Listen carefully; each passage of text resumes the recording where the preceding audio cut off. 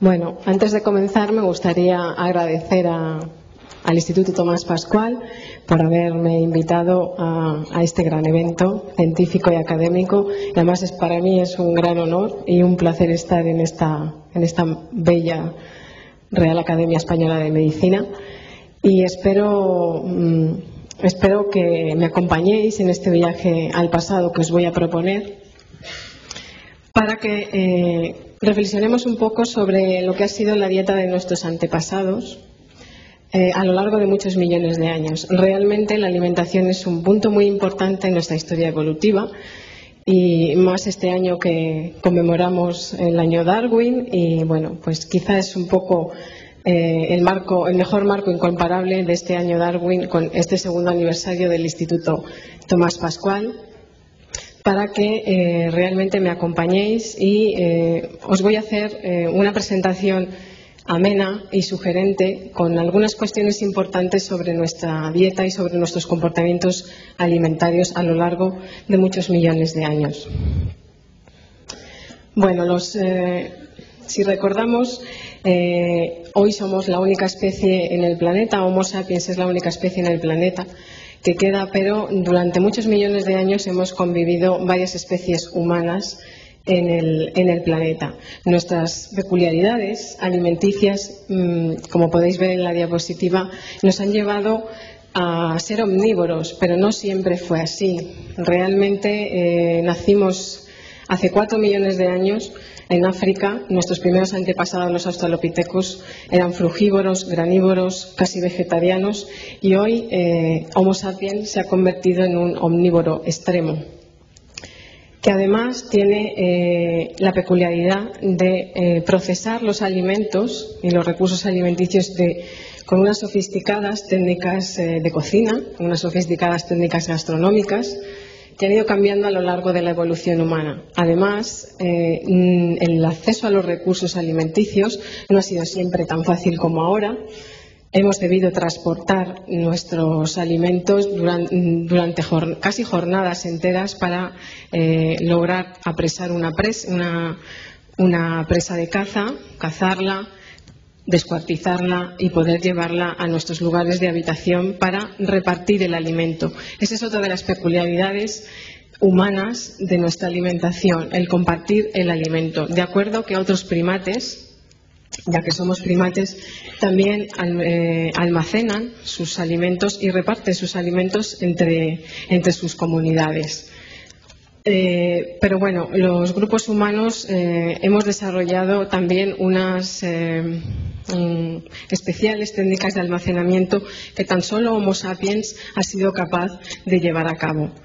Además, nuestra alimentación tiene unas peculiaridades de matiz cultural, no solo biológico, sino en forma de tabúes alimenticios. Hay ciertos alimentos que muchas culturas, muchos grupos humanos no toleran, no son capaces de añadir a su gastronomía, a sus sistemas alimenticios, y eso quizá también en el pasado pudiera haber existido, solamente que esos comportamientos no fosilizan otra serie de aspectos que son los que nos permiten a los científicos reconocer las dietas hace millones de años. Por supuesto, el ser humano usa sus recursos alimenticios no solo con los fines nutricionales, sino también, y esto es algo que excede en el ámbito primate del que venimos, usa los alimentos para fines no nutricionales. Incluso lo más fácil de pensar son los fines médicos, los fines medicinales de ciertos alimentos. Es algo que solo los humanos hemos sido capaces de emplear. Bueno, de todos es conocido que el hombre es un consumidor primario y secundario de muchos alimentos, y debe de mantener esa entrada de energía, la entrada y salida de energía, en un equilibrio continuo. Esto en el pasado también es importante. Los estudios sobre los requerimientos energéticos en las poblaciones fósiles es un tema estrella ahora mismo en paleoantropología, y en el que pues el Centro Nacional de Investigación Científica está empezando a dar sus primeros pasos en la bioenergía de las poblaciones fósiles. Si recordamos, y es algo que realmente le voy a dar bastante importancia, es a la grasa. La grasa es un componente nutricional básico para estos homínidos. Y hablando de energía, está muy bien relacionada con todo nuestro desarrollo evolutivo. Por supuesto, en cuestiones del metabolismo cerebral. Lo veremos en este viaje al pasado. El cerebro es un órgano muy caro de mantener y que realmente ha sido el motor y el marcapasos de nuestro desarrollo evolutivo. Y esto, los fósiles, que son a veces tan agradecidos, si sabemos preguntarles, pues nos han contestado muy hábilmente pues, que nuestra gran encefalización y nuestro cerebro tan complejo es una de las pautas tan importantes en evolución humana. La energía también tiene mucho que ver, o el metabolismo energético tiene mucho que ver en los homínidos, en este caso en las homínidas, si me permitís esta licencia, en procesos fisiológicos tan importantes como la gestación y la lactancia. Es algo que en el pasado no nos planteábamos. ¿Cuánto cuesta ser una madre gestante o una madre lactante hace 1 millón de años, hace 2 millones de años? Bueno, realmente la fisiología de las poblaciones fósiles no es fácil de investigar, pero sí es un reto para poder conocer estos requerimientos energéticos. Esta es una de las líneas que estoy llevando a cabo en el Centro Nacional de Investigación de la Evolución Humana sobre la energía que cuesta la gestación y la lactancia en las poblaciones fósiles. Y realmente nos estamos dando cuenta de que a veces son casi el doble de gasto energético que en nuestra propia especie. Lo veremos con los ejemplos de homínidos. La energía y la nutrición, la dieta, todo esto es tan importante no solo para gestar y lactar, sino para nuestro peculiar ciclo ontogenético como especie. Nuestro crecimiento y nuestro desarrollo son muy peculiares en el ámbito primate. Esto también supone un esfuerzo energético tremendo y un esfuerzo dietético importante. Y, por supuesto, si algo nos caracteriza a los humanos como primates es esa gran carga, esa gran acumulación de grasa corporal, de grasa subcutánea, que nos permite tener ciertas reservas de energía, producir termogénesis alimenticia. En fin, es algo a lo que estamos acostumbrados a ver en las poblaciones humanas modernas, pero que quizá no nos hemos parado a pensar qué sucedía en las poblaciones fósiles. Y, por supuesto, para hablar de todo esto, qué mejor marco que la Sierra de Atapuerca, esta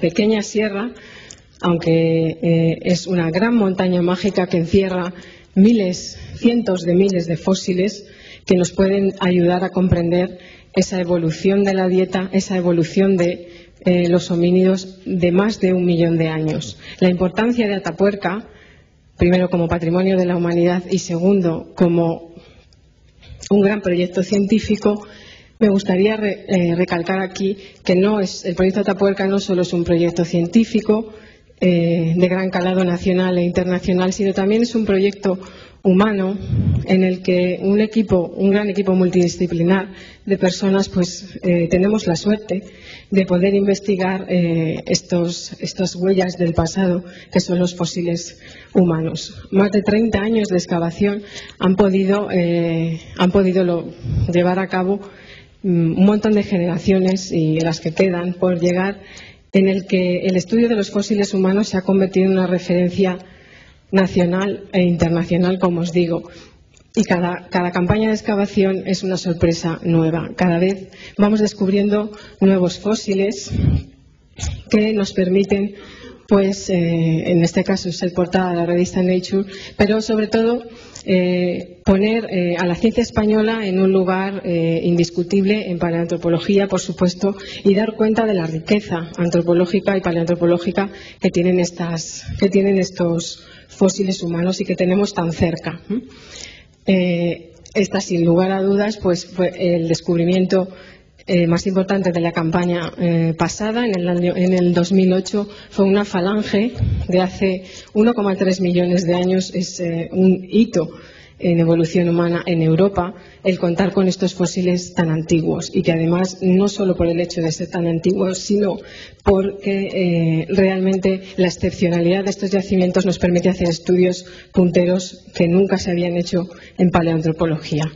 Y, por supuesto, la Sima de los Huesos, un gran yacimiento de la Sierra de Atapuerca, repleta de cientos de miles de fósiles humanos que representan casi el 90% del registro fósil mundial para el Pleistoceno medio. Es impresionante la cantidad de fósiles que siguen saliendo cada año. Incluso podemos estar haciendo reconstrucciones de paleodemografía, algo impensable en el registro fósil, puesto que en yacimientos tan emblemáticos como Old Dubai, Chukutien, Dmanisi, realmente no contamos con tantos fósiles, quizás solo un diente, un fragmento de mandíbula, un fragmento de cráneo. Esto es lo normal en las excavaciones arqueológicas, pero contar con casi 28 individuos para hacer estudios de dieta, de estados nutricionales, incluso estimaciones de grasa corporal, es algo impensable. Por eso me gustaría compartir con vosotros la suerte de tener en nuestro país este gran yacimiento. Bueno, pues nuestro viaje empieza hace 4 millones de años, con los primeros representantes de nuestros parientes más cercanos, los chimpancés, con las primeras especies de Australopithecus ramidus, Australopithecus anamensis y afarensis, que son unos primos hermanos, porque no son del género Homo, sino que son parientes cercanos de los que luego surgió el género Homo, los primeros representantes del género Homo, Homo habilis, Homo rudolfensis. Pero antes de llegar a Homo, a nuestra especie, a nuestro género, quizá debamos reflexionar. Bueno, aquí sigue la evolución con todos los Australopithecus y los primeros representantes del género Homo, hasta llegar a Homo antecesor y Homo heidelbergensis, que son las especies que encontramos en la Sierra de Atapuerca, que son los antepasados de los neandertales y probablemente estén en relación con el Homo sapiens, con nuestra especie. Bueno, en este viaje evolutivo realmente la dieta ha tenido mucho que ver en nuestro peculiar desarrollo humano. Toda una serie de adaptaciones anatómicas y fisiológicas han sucedido durante muchos millones de años para llegar a ser lo que somos hoy. Por ejemplo, en la dentición. La dentición tiene muchísimo que ver con nuestra alimentación y con nuestra nutrición. Si os fijáis en esta foto, este fósil es un pequeño porque era de pequeño tamaño, un pequeño fragmento de un Australopithecus anamensis hace 3,75 millones de años, tiene este fósil, y realmente no dejaba de ser un chimpancé bípedo. Tenía unas características dentarias muy parecidas a las de nuestros parientes cercanos, los chimpancés. O sea, aún todavía no había aparecido la característica humana de esmaltes poco a poco más gruesos, con molares un poquito más pequeños. En la dentición, otra forma importante anatómica que ha cambiado, no solo los dientes, sino también las mandíbulas. Las formas de nuestras mandíbulas han ido cambiando a lo largo de muchos millones de años, han ido reduciendo su tamaño y también han ido basculando con respecto a todo el neurocráneo y a todo el esplanocráneo, a toda la forma general del cráneo. Otra peculiaridad anatómica de nuestra evolución es nuestro sistema digestivo. Nuestro sistema digestivo ha variado, se ha cortado con respecto al que puede tener un herbívoro, se podía aproximar más al que tiene un carnívoro en los primeros estadios de nuestra evolución, pero lo veremos con respecto al sistema cerebral. Ha habido un conflicto evolutivo entre nuestro cerebro y nuestro sistema digestivo. Y, por supuesto, esta grasa subcutánea que tanto nos caracteriza a los humanos y sobre todo a nuestros bebés al nacer es algo fundamental en la evolución humana, el conseguir esa reserva energética para que nuestro cerebro pueda desarrollarse fuera del útero. Bueno, esta es una reconstrucción de, digamos, el ambiente en el que vivió, los paisajes en los que vivieron y se alimentaron los primeros homínidos. Hace 4 millones de años, en las pluvisilvas africanas, el tipo de alimentación más general eran los frutos, las hojas tiernas, es decir, empezamos siendo casi vegetarianos, muy frugívoros y muy folívoros. Pero andando en la evolución, andando el tiempo, otros parientes cercanos como los parántropos, que son estos representantes que veis aquí, los parántropos son verdaderas máquinas de masticar. Ahí es donde hemos visto que la especialización en el aparato de masticar, en el aparato masticador, mandíbulas y todas las estructuras óseas asociadas a la masticación, como los sagitales, parasagitales y maseteros, han ido al extremo, tanto que este género, parántropo, se extinguió, puesto que sus condicionamientos anatómicos y fisiológicos estaban fuertemente sometidos a un medio muy específico, con una vegetación muy coriácea, que no dejaba opción a comer otro tipo de cosas. Como veis, los parántropos, aparte de tener unas estructuras craneales muy potentes para masticar, su dentición es una auténtica plataforma abrasiva para procesar todos esos alimentos tan duros. Sus premolares son casi molares. Y tienen toda una superficie oclusal preparada para poder procesar este tipo de alimentación tan dura. Como os digo, estos parántropos resultaron un camino sin salida en la evolución humana, puesto que estaban adaptados a un medio muy específico. En África, los paisajes fueron cambiando. También los homínidos se tuvieron que adaptar a estos cambios ambientales. Hace 2 millones de años, 2,5 millones de años, el clima de África pasó de ser un clima muy húmedo, con fuertes cambios ambientales, a unos paisajes de sabana abierta muy áridos, parecidos a los que conocemos en la actualidad, y eso provocó que estos homínidos tuvieran que adaptarse a esa aridificación. Estos parántropos no lograron adaptarse. Como veis, aquí aparecemos en pantalla, aparecemos en la escena evolutiva los primeros representantes del género Homo, que convivieron además con estos parántropos. Esto es algo inesperado en la evolución humana, el que 2 especies humanas, 2 especies de homínidos convivan juntas. No estamos acostumbrados a convivir con ninguna otra especie humana, puesto que somos la única en el planeta, pero a lo largo de muchos millones de años muchos homínidos han convivido con otros homínidos. Este es el caso de los primeros representantes del género Homo, nosotros, con los parántropos. Tuvimos que compartir los mismos espacios, los mismos paisajes y, por supuesto, cambiar nuestras estrategias de subsistencia. Parántropos ya sabemos que no tuvieron éxito adaptativo ni reproductivo, pero el género Homo sí, porque nosotros somos la prueba evidente de que hemos seguido evolucionando. Con estos representantes del género Homo, hace 2,5 millones de años, sobre todo con el fósil que veis en pantalla, este es el famoso fósil del chico de Turkana. Es un esqueleto casi completo, es excepcional en el registro fósil contar con un esqueleto tan completo, pues realmente nos ha dado muchas pautas y mucha información sobre cómo éramos hace 2,5 millones de años. Este Homo ergaster resultó un verdadero hito y un salto cualitativo en nuestra evolución. ¿Por qué? Pues porque su tamaño corporal ya era muy parecido al nuestro. Este espécimen es de un niño adolescente, de un adolescente de unos 14 de unos 14 años que si hubiera seguido creciendo hubiera alcanzado casi el 1,80, algo impensable para hace 2,5 millones de años. Por supuesto, su cerebro, su cráneo albergaba un cerebro de casi 800-900 centímetros cúbicos.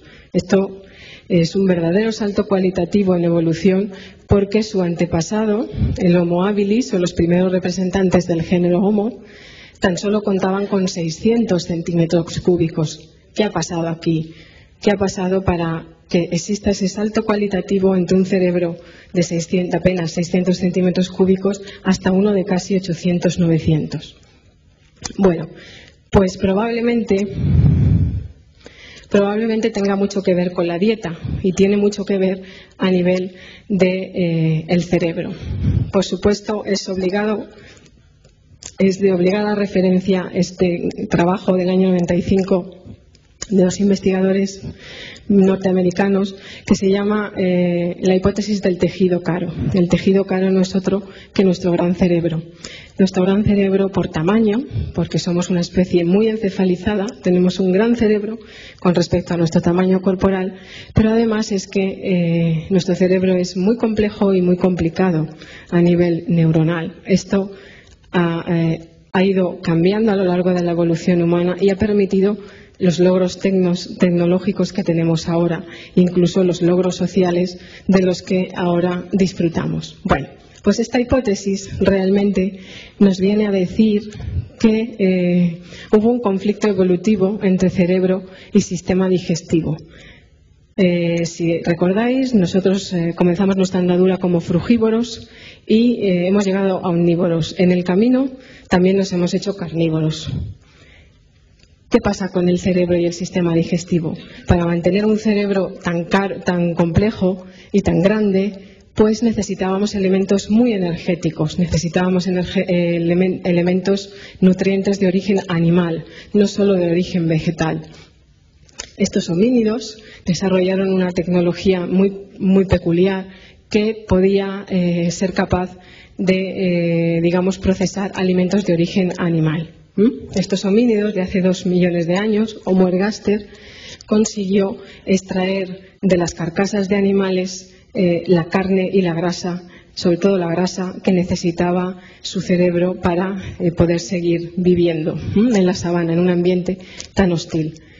Bueno, pues ahí entra en conflicto el sistema digestivo. El sistema digestivo también es un sistema muy caro de mantener, de largo proceso, de largo procesado en la nutrición, y si éramos herbívoros no podíamos seguir manteniendo ese sistema digestivo. Esto explicado de una forma sencilla para entender: acortamos nuestro sistema digestivo, lo hicimos casi como de un carnívoro, que no tiene nada que ver con el de un herbívoro, y esto para un primate es muy especial. Este acortamiento del tubo digestivo en favor de nuestro órgano sibarita, que es el cerebro, nuestro gran órgano exquisito en combustible, que es el cerebro, hizo posible que las dietas hace 2,5 millones de años cambiaran hacia el componente cárnico, hacia el componente de origen animal. Como veis en este gráfico, el cerebro, todos sabemos que tiene una demanda energética muy importante. Casi del 25% del metabolismo basal se lleva nuestro cerebro en la especie humana. No siempre fue así. Si os fijáis en la diapositiva, en Homo erectus u Homo ergaster en África, de 900 centímetros cúbicos, ya supuso un salto cualitativo importante con respecto a los primeros representantes del género Homo, y ni qué decir tiene de los australopithecus con sus pequeños cerebros.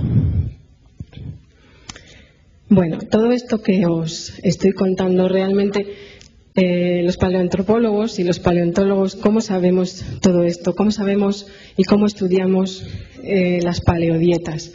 Los comportamientos alimentarios no fosilizan, pero los fósiles humanos sí que nos informan de un montón de datos.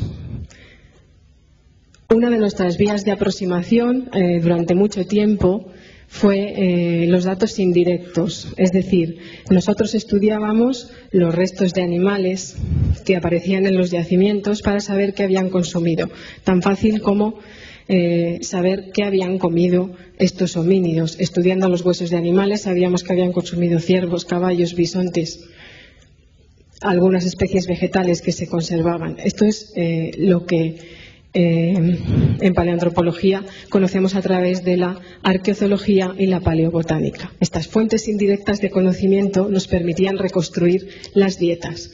Pero hoy, gracias a yacimientos, por ejemplo, como el de la Sierra de Atapuerca, podemos hacer estudios sobre los propios fósiles humanos. Es la mejor fuente de conocimiento para conocer las dietas humanas, sobre el propio fósil humano, saber exactamente qué habían comido o en qué proporción su dieta había sido vegetal o animal.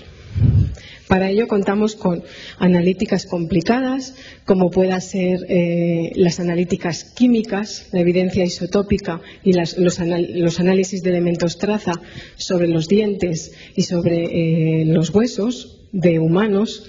Nos hablan las cantidades de estroncio, calcio, oxígeno, nitrógeno, nos dan la pauta para saber, para reconstruir primero el ambiente en el que se movieron estos homínidos, saber si la disposición de recursos animales o vegetales era mayor o menor, pero también para saber si el propio fósil humano ha consumido más vegetales o más nutrientes de origen animal. La evidencia isotópica hoy por hoy es una línea puntera de investigación sobre fósiles humanos para poder reconstruir estas dietas. Por supuesto, es una analítica destructiva y no siempre se puede aplicar al fósil. Otros estudios que llevamos a cabo desde hace mucho tiempo son los estudios sobre la dentición, sobre la morfología funcional de mandíbulas y maxilares, del aparato masticador, toda la biomecánica mandibular, el estudio de las superficies oclusales, de la estriación dentaria. Como veis aquí, somos capaces, con los dientes fósiles, de estudiar las zonas de desgaste y de exposición oclusal, incluso de la dentina en algunas veces, y ahora con las nuevas técnicas de micro-CT podemos llegar a reconstruir o por lo menos aproximarnos a conocer la cavidad pulpar de estos dientes fósiles sin tener que seccionarlos ni siquiera tocarlos. Bueno, pues esto es un claro ejemplo de los homínidos de los que hablábamos antes, de los parántropos. Hace 3 millones de años la dieta de los parántropos es completamente abrasiva. No queda absolutamente nada de superficie oclusal del esmalte en la corona y está completamente arrasada. Otros estudios de topografía oclusal también nos hablan de esta dieta tan coriácea que llevaban los parántropos hace 3 millones de años.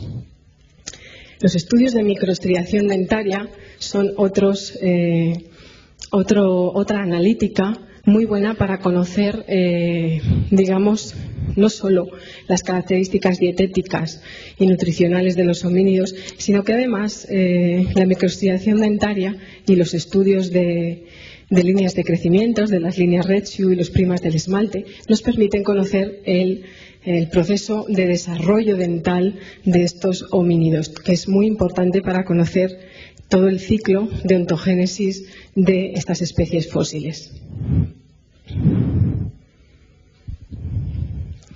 Bueno, ahí veis algunos estudios de microestriación dentaria que se han llevado a cabo en la cima de los huesos, en Homo heidelbergensis, que es la especie representada en la cima de los huesos, y hemos llegado a la conclusión de que estos fósiles de hace 500.000 años, de hace medio millón de años, tenían una alimentación francamente diversa y muy versátil. Y además estas estrías no solo responden a estrías de alimentación, sino también de usos no alimentarios. Por ejemplo, lo último que se ha publicado sobre los incisivos de la cima de los huesos muestra que la estriación de los incisivos corresponde a usos no alimentarios. Es decir, usaban la boca los dientes como una tercera mano para sujetar y cortar, por ejemplo, pieles o vegetales. Y en ese acto de cortar, el cuchillo de sílex, de piedra, ha dejado sus improntas en los dientes. Por tanto, la microestriación dentaria nos da pistas sobre sus usos alimenticios y no alimenticios.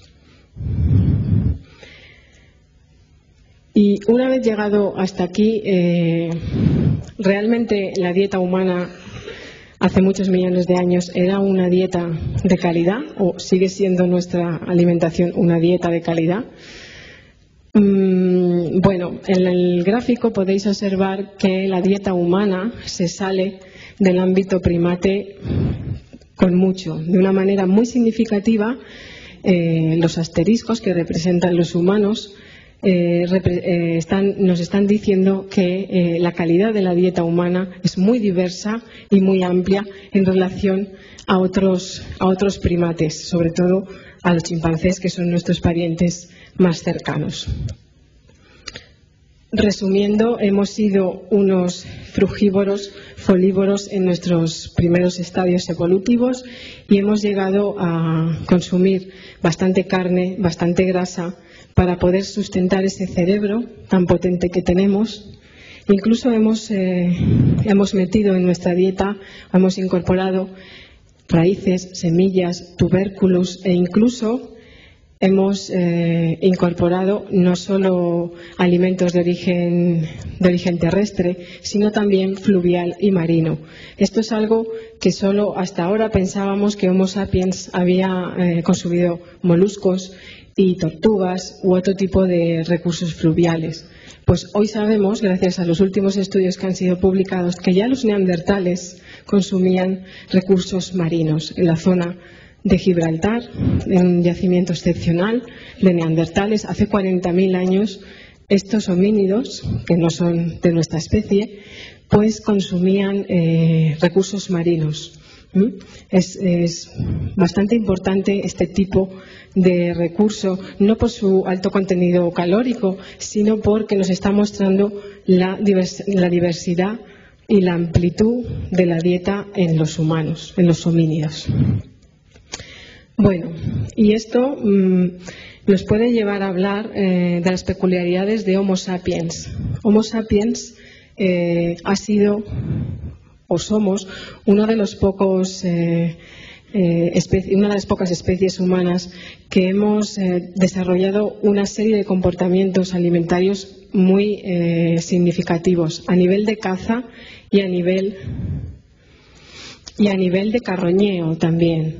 Si repasamos nuestros comportamientos desde 3 millones de años en la sabana africana, donde no solo merodeábamos cerca de las carcasas animales para buscar sus restos, como veis, en nuestros orígenes no fuimos los magníficos cazadores que todos pensamos, sino que fuimos unos oportunistas, fuimos unos carroñeros que accedíamos de manera secundaria a los despojos de otros depredadores, de otros grupos predadores, como los leones. Los humanos, junto con las hienas, somos los únicos animales que podemos acceder al tuétano de los huesos. Los humanos, con más motivo, porque tenemos una tecnología que nos permite abrir el hueso y llegar hasta la médula, llegar hasta el tuétano y consumir ese recurso tan exquisito y que también nos viene a nuestro cerebro. Desde las llanuras africanas, si llegábamos a Europa, nos fuimos convirtiendo poco a poco en mejores cazadores. Tuvimos unas técnicas de caza muy sofisticadas, unas técnicas de caza que, como veis, reforzaron nuestros lazos sociales, nuestros lazos de grupo, en grandes cacerías de animales tan terribles como el rinoceronte lanudo o el mamut, que vivía en Europa hace 300.000 años, nos dio la pauta para poder desarrollar todo un complejo sistema de descuartizar animales, de procesar esos alimentos. Incluso una vez que conocimos el fuego, pudimos incluso secar alimentos, secar carne, como se ha visto y se ha documentado en algunos yacimientos europeos. La carne fue secada para poder ser almacenada, hasta llegar a los neandertales y a los Homo sapiens. Los Homo sapiens, nosotros hemos desarrollado unas técnicas muy selectivas de captura y de caza. Somos capaces de conocer cómo funcionan las comunidades animales para cazar en el mejor momento, conseguir a la presa en el mejor momento de niveles de grasa. Esto se ha documentado en los yacimientos. Yo he tenido la suerte de estudiar algunos de ellos, sabiendo que consumían las partes con más contenido en grasa del esqueleto animal. Estos homínidos iban precisamente a consumir esa grasa animal tan especial. Y son capaces de, por ejemplo, en el caso de los ciervos, saber que en otoño los machos no debían ser cazados, puesto que su movilización de grasa estaba muy desgastada debido, por ejemplo, al celo y a la berrea. Sabían precisamente que los ciervos machos no debían ser cazados en otoño. Los estudios de estacionalidad en estos yacimientos nos han dado la pauta para saber que seleccionaban estacionalmente sus capturas, al igual que seleccionaban sus presas. Y por ello consumían a los individuos más débiles, como son las hembras y las crías. Y ya que hemos llegado a Homo sapiens, ahora me gustaría volver a la Gran Dolina, a la trinchera del ferrocarril, en la Sierra de Atapuerca. Esta es la Sierra de Atapuerca, una vista aérea de estos magníficos yacimientos, en los que, si paseamos por la trinchera, descubrimos el yacimiento más antiguo, con fósiles más antiguos de Europa, que es la Sima del Elefante, este que veis aquí, con 1,3 millones de años. Pero el yacimiento de la Gran Dolina, que es el que actualmente estamos excavando en extensión cada verano, pues nos ha dado la pista para conocer el estilo de vida y las dietas de estos homínidos. Allí tenemos la suerte de haber descubierto una nueva especie, que es Homo antecessor. Homo antecessor vivió en Europa hace 900.000 años, hace más de 1 millón de años, entre 1,3 y 900.000 años, y estos eran sus nichos ecológicos, sus paisajes, donde se alimentaba Homo antecessor. Como veis, eran unos nichos ecológicos muy ricos, muy diversos, sin ninguna carestía ni ningún déficit. Tenían a disposición un montón de especies animales para consumir, igual que de especies vegetales y frutos del bosque para consumir. Aquí tenemos a Homo antecessor de hace 900.000 años. Fue descubierto en un pequeño sondeo de unos 6 metros cuadrados en el año 94, y cada año conseguimos recuperar nuevos fósiles de esta especie. Y tiene una gran peculiaridad que sin duda es polémica. Homo antecessor tiene un comportamiento alimentario un poco peculiar en nuestra evolución, o por lo menos en nuestra visión de la evolución humana. Homo antecessor canibalizaba a otros humanos. Hemos descubierto entre los huesos humanos de Homo antecessor un comportamiento caníbal. Es decir, estos humanos consumían a otros humanos. Este comportamiento alimentario también viene al caso al hablar de las dietas de nuestro pasado, porque aunque hoy veamos este comportamiento algo extraño, o quizá con nuestros filtros culturales algo despectivo o peyorativo, pues el canibalismo nos ha acompañado en evolución humana desde que aparecimos en escena. Ya muchos primates, como los chimpancés, también consumen a otros congéneres. Pero en el registro fósil tenemos evidencias de canibalismo, no solo hace 1 millón de años, sino también los neandertales, hace tan solo 35 y 40.000 años en el norte de España, en el yacimiento del Sidrón, eran caníbales. Pero en la Sierra de Atapuerca de momento, tenemos la evidencia de canibalismo más antigua, datada hasta el momento, en 900.000 años. Como veis, aquí aparecen una serie de huesos humanos con unas marcas de corte. Esas marcas de corte están hechas con instrumentos de sílex, con instrumentos líticos, que tan solo un humano es capaz de hacer. Estos huesos canibalizados siguen el mismo tratamiento, digámoslo así, de carnicería que otros esqueletos de animales que aparecen junto a ellos. Es decir, Homo antecesor ha consumido carne humana y grasa humana de la misma manera que podía consumir un bisonte, un caballo o un ciervo que aparecen junto a ellos en TD6, en el nivel 6 de la grandolina. Pero aquí no acaba la cosa. Muchos de los restos humanos que han sido canibalizados, bueno, pues pertenecen, por supuesto, a la zona de la base del cráneo, para separar cráneo de esqueleto postcraneal. Tenemos marcas de corte en las falanges que han servido para poder despellejar. Tenemos marcas en las manos, tenemos marcas en las costillas para poder abrir la cavidad torácica y acceder a las vísceras. Es decir, es el mismo proceso que sufre un animal que va a ser consumido, que va a ser procesado. Pero aún hay más. En estos huesos humanos, en TD6, resulta que hemos podido saber que pertenecen a individuos inmaduros, pertenecen a individuos infantiles y juveniles. Esto es también algo muy característico en otras especies predadoras, como es el acceder a los individuos más tiernos, con la carne más tierna. Pero aquí las hipótesis que se barajan es que probablemente tenga una finalidad específica el haber consumido solamente a hembras y solamente a juveniles. ¿Por qué? Bueno, pues el equipo de Atapuerca lo que ha pensado en este comportamiento alimenticio tan peculiar es que efectivamente no se trata de un canibalismo de supervivencia. Es decir, esta gente no pasaba hambre porque tenía unos nichos ecológicos muy diversos y muy ricos y estaban muy bien alimentados. No pasaban hambre, no era un canibalismo de necesidad.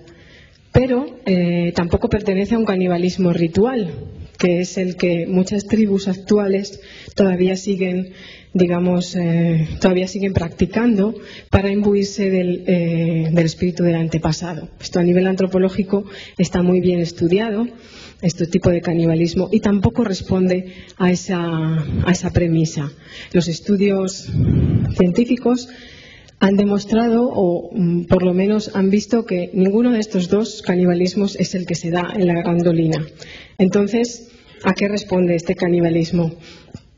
La hipótesis que se baraja es que efectivamente podía tratarse de un canibalismo, llamémoslo así, alimenticio, no de necesidad, sino igual que comían carne de otros animales, comían carne humana. Pero podemos ir a más y lanzar la hipótesis, desde luego todavía no contrastada, pero seguimos trabajando a la espera de nuevos fósiles, en que este consumo de individuos infantiles podía deberse a truncar la pirámide de población, la pirámide demográfica de otro grupo competidor del entorno. Por supuesto, es un poco impensable que estos homínidos consumieran a los congéneres del mismo grupo. Es probable que, como se ve en nuestros primates, en nuestros estudios primatológicos, sean los competidores del medio, los competidores de los recursos alimenticios, los que hayan sido consumidos. Probablemente, a la espera de nuevos fósiles, los nuevos fósiles que siguen apareciendo siguen siendo de individuos inmaduros, puesto que es muy fácil cortar la pirámide demográfica en la base, en las hembras reproductivas y en los individuos infantiles. Pues es probable que si no aparecen muchos adultos, estas hipótesis puedan ser algo más contrastadas. Por supuesto, la explicación a este canibalismo queda mucho más allá quizá de la lógica científica. En la actualidad no podemos dar una explicación convincente y sí aventurar estas hipótesis para ver realmente qué ha pasado allí. Esto en Homo antecesor, pero en la Sierra de Atapuerca tenemos otra especie muy importante, que es la especie Homo heidelbergensis, que es la que vivió en la cima de los huesos hace 500.000 años. Hoy hemos visto y conocemos muy bien a esta población de 30 individuos casi completos, que realmente, pues su biología no era muy distinta a la nuestra. Los estudios paleobiológicos demuestran que no tienen muchas diferencias con respecto a nosotros, incluso en el tamaño entre machos y hembras, entre el dimorfismo sexual es el mismo que tenemos en la actualidad en Homo sapiens, como podéis ver en la diapositiva. Es un yacimiento magnífico para conocer no solo tamaños corporales y cerebrales, sino también para reconstruir movimientos biomecánicos, para hablar de la locomoción, puesto que tenemos manos y pies de 30 individuos y somos capaces de conocer cómo ha evolucionado la mano en el Pleistoceno medio, hace 500.000 años. Tenemos muchos fragmentos pélvicos, incluso varias pelvis completas. Esto nos habla muy bien de todo el desarrollo ontogenético como especie, pero sobre todo nos permite hablar de algo tan interesante como es el parto. El parto en el Pleistoceno medio era bien distinto al actual, e incluso los últimos estudios que podemos estar haciendo con respecto al metabolismo cerebral en los inmaduros. El tener pelvis completas nos permite hacer estimaciones sobre los tamaños cerebrales de los bebés, digamos de los bebés neandertales y preneandertales, que nunca se conservan en el registro fósil. Y, por supuesto, nos permite hablar de patologías. Es también algo importante y también vinculado a la dieta. Estos homínidos del Pleistoceno medio, pues realmente no tenían muchas enfermedades, desde luego, asociadas a la nutrición, ninguna. Tan solo tienen algunas hipoplasias en el esmalte que se pueden interpretar más bien como no déficit o estreses nutricionales, sino quizá ligados a cambios en la alimentación como el destete. Esta es una hipótesis en la que estamos trabajando ahora para averiguar a qué edad se destetaban las crías de los heidelbergensis. Y estamos viendo que su periodo de lactancia estaba entre 3 y 4 años, bastante largo para lo que es nuestra especie. Estas hipoplasias del esmalte nos falta contrastar con la evidencia isotópica. La evidencia isotópica sobre estos dientes nos permitirá saber exactamente a qué edad sufrían el destete estos individuos inmaduros, puesto que tenemos muy bien representados a individuos inmaduros en el registro. Bueno, como veis, la dieta de nuestros antepasados nos ha hecho ser lo que somos hoy, ser unos bípedos pensantes bastante complicados cerebralmente y con una dieta lo más amplia posible para un primate como nosotros. Repitiendo lo que hemos visto hasta ahora, este omnivorismo que nos caracteriza ahora ha pasado por muchas etapas evolutivas, desde el vegetarianismo estricto, digámoslo así, el granivorismo, el folivorismo, hasta incluso, hoy en la actualidad tenemos una gran cultura gastronómica, echamos mano de todo lo que es comestible para la especie humana y hemos sido capaces de desarrollar esos complicados sistemas de procesar alimentos que hacen también de la especie Homo sapiens innovadora, creativa, también en su dieta, y que la gran versatilidad de estas dietas humanas a lo largo de la evolución humana es lo que nos ha favorecido como especie. Quizá, como colofón, el futuro de la especie humana pasa por eso, por seguir manteniendo el mismo acceso a los recursos que tuvimos en el pasado, que seamos capaces de mantener ese equilibrio que tenían estos homínidos con sus ecosistemas para poder seguir evolucionando y no agotar, digamos, los recursos que durante toda nuestra etapa evolutiva nos han acompañado. Pues me alegro de haber viajado con ustedes o con vosotros al pasado y muchísimas gracias.